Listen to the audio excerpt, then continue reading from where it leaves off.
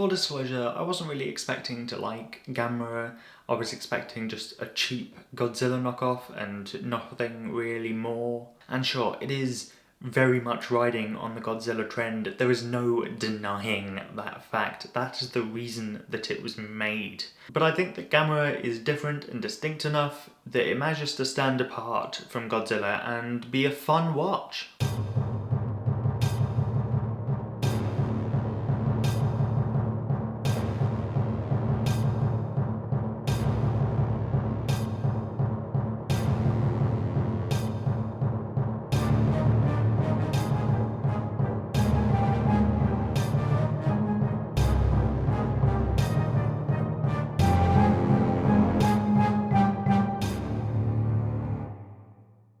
Obviously, we're back to black and white with this one.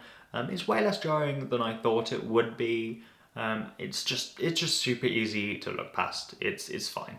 This movie knows what people want and expect from these kind of movies. We're a decade into this trend now, so there's no point in holding back. Gamera shows up super early in the film.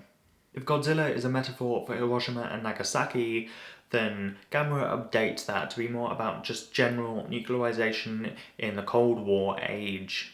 I like the idea of Gamera just being this being that just consumes all the energy it is around. It makes his destructive rampages make a little more sense than Godzilla's, who we assume is eating people, at least we do in the first movie, but we don't ever actually see that. Whereas we see Gamera just consuming all of the fire and flames that he wreaks. I think it's a really good central hook to have the characters become really quickly aware that weapons have no match for Gamera because he consumes what makes them work.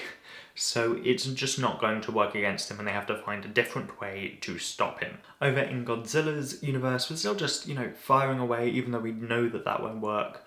Whereas in Gamera, they actively have to find a different way because it's going to make him stronger.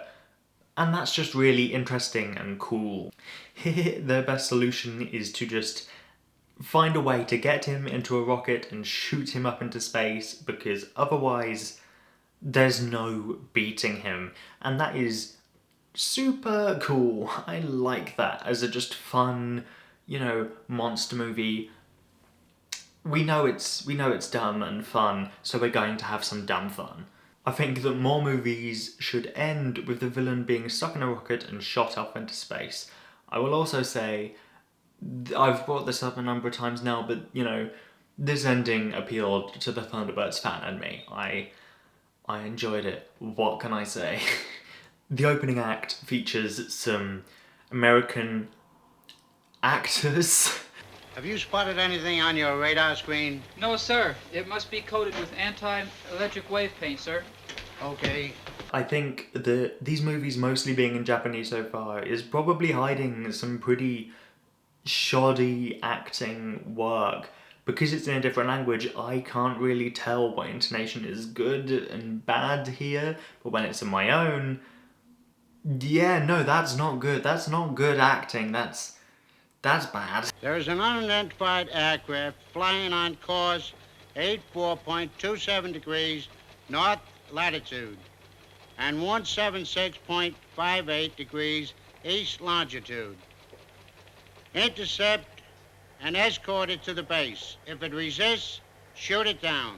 Some choices in these performances have been made, or I guess not. I don't think that much thought has been put into these performances at all, but it's fine. They're not there that much. The revelation that Gamera can fly, and is in fact the flying saucers that people all around the world have been seeing, is super fun. And I really like the little hand-drawn flying saucer effect that they've got going.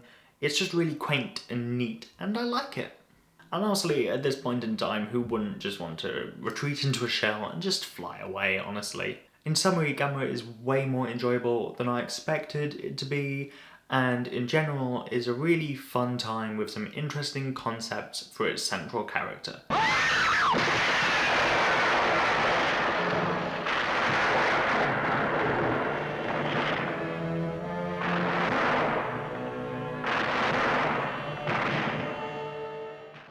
This is where I start alternating between franchises chronologically, because next up on my list is Invasion of Astro Monster.